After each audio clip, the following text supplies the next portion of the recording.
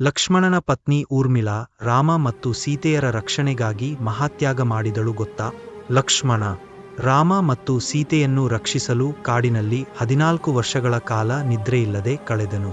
ಅವರನ್ನು ರಕ್ಷಿಸಲು ಲಕ್ಷ್ಮಣ ನಿದ್ರಾದೇವಿಗೆ 14 ವರ್ಷಗಳ ಕಾಲ ಎಚ್ಚರವಾಗಿರಲು ವರವನ್ನು ಕೇಳಿದನು.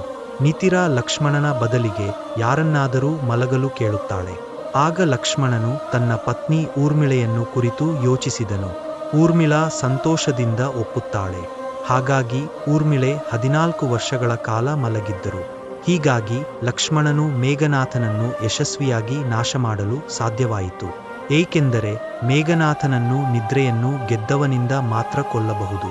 ಊರ್ಮಿಳೆಯ ತ್ಯಾಗದಿಂದಾಗಿ ಲಕ್ಷ್ಮಣನು ರಾಮ ಮತ್ತು ಸೀತೆಯನ್ನು ರಕ್ಷಿಸಲು ಸಾಧ್ಯವಾಯಿತು. ಅವರ ಪ್ರೀತಿ ಮತ್ತು ತ್ಯಾಗ ಎಲ್ಲವನ್ನೂ ಮೀರಿಸುವಂಥದ್ದು. ನಮ್ಮ ಇತಿಹಾಸದಿಂದ ನಾವು ಕಲಿಯಬೇಕಾದುದು ಇದನ್ನೇ.